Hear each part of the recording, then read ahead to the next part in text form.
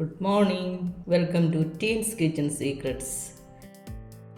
ഇന്ന് നമുക്ക് നല്ലൊരു വട്ടയപ്പം ഉണ്ടാക്കാവേ.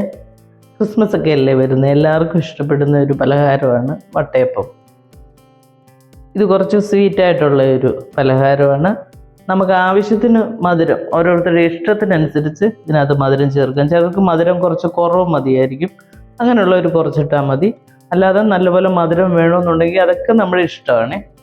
അതിനാവശ്യമായിട്ടുള്ള സാധനം: ഒരു ഗ്ലാസ് പച്ചരി നന്നായിട്ട് വാഷ് ചെയ്ത് ഇതിനകത്ത് ഇട്ടിട്ടുണ്ട്. 3 ടേബിൾ സ്പൂൺ പഞ്ചസാരയും ഞാൻ ഇതിനകത്ത് ആഡ് ചെയ്തിട്ടുണ്ട്. നമ്മൾ വെള്ളം ഒഴിക്കുമ്പോൾ പ്രത്യേകം ശ്രദ്ധിക്കണം, അധികം വെള്ളം ഒഴിക്കരുത്.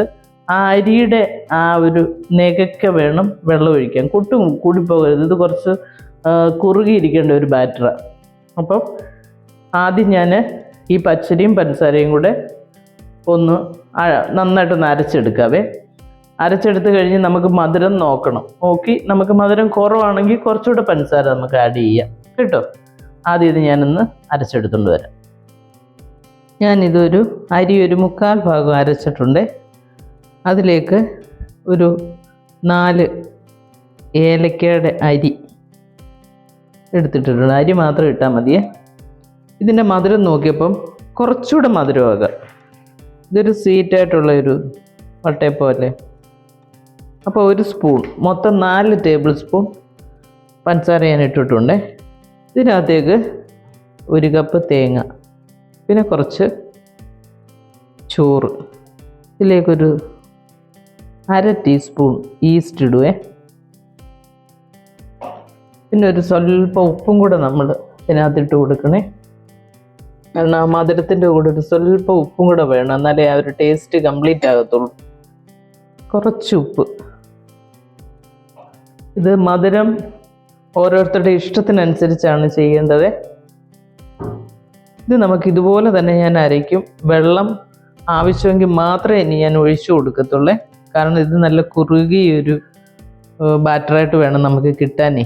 അപ്പം ഞാനിത് ആദ്യം ഒന്ന് അടിച്ചു നോക്കട്ടെ. ആവശ്യം ഉണ്ടെങ്കിൽ മാത്രമേ ഒരു സ്വല്പം വെള്ളം കൂടെ ചേർത്ത് കൊടുക്കത്തുള്ളൂ. ഞാനിത് നന്നായിട്ട് ചോറും തേങ്ങയും എല്ലാം കൂടിയിട്ട് നന്നായിട്ട് അരച്ചെടുത്തിട്ടുണ്ട്. ഇതിനകത്ത് പിന്നീട് വെള്ളം ഒഴിക്കേണ്ട ആവശ്യം വന്നില്ല. നമ്മൾ ആ അരി അരയ്ക്കുമ്പം കറക്റ്റ് അരിയുടെ ആ നെകയ്ക്ക് വെള്ളം എടുക്കാവുള്ളൂ, വെള്ളം കൂടി പോകാൻ പാടില്ല കേട്ടോ. അപ്പോൾ ആ വെള്ളത്തിൽ തന്നെ നമുക്ക് ചോറും ഈ പറയുന്ന തേങ്ങയും എല്ലാം കൂടിയിട്ട് അരയ്ക്കാൻ കറക്റ്റായിരിക്കുവേ അളവ്.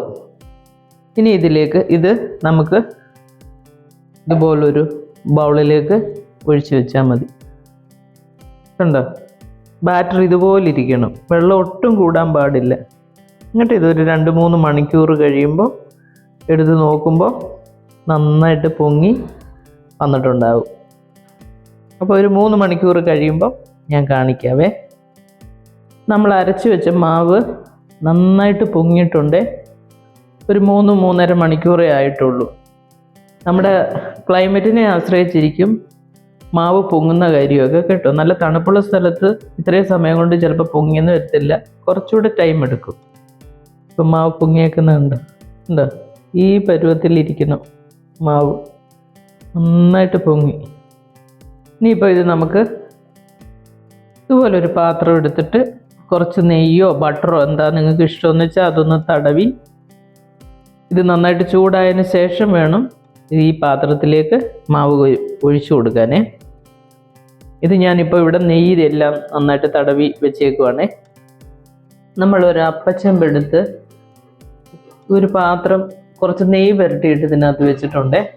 നെയ്യോ ബട്ടറോ എന്താ നിങ്ങളുടെ കയ്യിലുള്ളതെന്ന് വെച്ചാൽ അത് ഉപയോഗിക്കാം. ഇത് നന്നായിട്ടൊന്ന് ചൂടായി കഴിയുമ്പോൾ, പാത്രം ഒന്ന് നന്നായിട്ട് ചൂടാകണേ. ചൂടായി കഴിയുമ്പോൾ ഈ മാവ് നമുക്ക് ഇതിലേക്ക് ഒഴിച്ചു കൊടുക്കാം. എന്നിട്ട് ഇത് അടച്ചു വെച്ച് ഒരു 20 മിനിറ്റ് വേവിക്കണേ. ഒരു 15 മിനിറ്റ് ആകുമ്പോൾ നമ്മൾ ഇത് തുറന്ന് നോക്കി ഒന്ന് കുത്തി നോക്കണം. കുത്തി നോക്കി അതിനകത്ത് ഒട്ടും പറ്റി പിടിച്ചിട്ടില്ലെങ്കിൽ അത് വെന്തിട്ടുണ്ട്. ഇല്ല, വെന്തിട്ടില്ലെങ്കിൽ ഒരു 5 മിനിറ്റ് കൊണ്ട് കേട്ടോ. 15 മിനിറ്റിനകം ഇത് വേവേണ്ടതാണ്. ഞാൻ 15 മിനിറ്റ് കഴിഞ്ഞ് ഒന്ന് കുത്തി നോക്കാവേ. നമ്മൾ ഈ വട്ടയപ്പം വെച്ചിട്ട് 15 മിനിറ്റായി. ഇങ്ങനെ ഒന്ന് കുത്തി നോക്കിയാൽ മതി. കണ്ടോ, നന്നായിട്ട് വെന്തിട്ടുണ്ട്, ഇതിലൊന്നും പറ്റി പിടിക്കുന്നില്ല. അപ്പോൾ ഇത് ഗ്യാസ് ഓഫ് ചെയ്യുക. ഓഫ് ചെയ്തിട്ട് നമ്മളിത് പുറത്തോട്ട് ഇറക്കി വെച്ചിട്ട് ഒരു മണിക്കൂറിന് ശേഷമേ പാത്രത്തിൽ നിന്ന് ഇളക്കാവേ, നല്ല നന്നായിട്ട് അത് ഇളകി വരത്തുള്ളൂ. ഇനി ഇത് തണുത്തതിന് ശേഷം ഞാൻ കാണിക്കാം. നമ്മുടെ വട്ടയപ്പം നന്നായിട്ട് തണുത്ത് റെഡി ആയിട്ടുണ്ട്. ഇത് ഈ പാത്രത്തിൽ നിന്നൊന്ന് ഇളക്കിയെടുത്താൽ മതിയേ. അതിനൊരു കത്തി ഇങ്ങനെ വെച്ച് ഇങ്ങനെ ചുറ്റിനും ഇങ്ങനെ ഒന്ന് ആക്കിയേക്കണം ആദ്യമേ. അതിനുശേഷം നമുക്ക് ഇതിങ്ങനെ ഒന്ന് ആക്കി കൊടുത്ത് നമുക്ക് ഈ കൈ കൊണ്ട് ഇതാ ഇങ്ങനെ ഇളക്കി എടുക്കാം. കണ്ടോ? ഒരു പ്ലേറ്റിലോട്ട് വെച്ച് കൊടുത്താൽ മതി. നല്ല പോലെ തണുത്തിട്ട് വേണം ഇങ്ങനെ എടുക്കാൻ. എന്നിട്ട് ഒരു പീസ് ഒന്ന് കട്ട് ചെയ്യാം. നമ്മൾ ഈ പാതിര കുർബാനയൊക്കെ കഴിഞ്ഞ് വീട്ടിൽ വരുമ്പോൾ നോയമ്പ് വിടുക എന്ന് പറയുന്ന ഒരു പതിവുണ്ട്. അപ്പം നമ്മൾ പാലപ്പോ എന്തെങ്കിലും നോൺ വെജ് കറിയൊക്കെ കഴിക്കുവേ. ആ കൂട്ടത്തി സ്വീറ്റായിട്ട് ഇങ്ങനെ ഒരു വട്ടയപ്പവും കൂടെ കഴിച്ചു കഴിഞ്ഞാൽ അടിപൊളിയായിരിക്കും. അപ്പം എല്ലാവരും ക്രിസ്മസിന് ഇതും കൂടെ ഉണ്ടാക്കുക. ഇഷ്ടമാവുകയാണെങ്കിൽ ലൈക്ക് ചെയ്യുകയും ഷെയർ ചെയ്യുകയും ചെയ്യണം. നിങ്ങളുടെ അഭിപ്രായങ്ങളൊക്കെ അറിയാൻ ഒരുപാട് താല്പര്യമുണ്ട്. കമൻറ്റ് ചെയ്യണം. അപ്പം അടുത്തൊരു വീഡിയോ ആയിട്ട് അടുത്ത ദിവസം കാണാം. Thank you.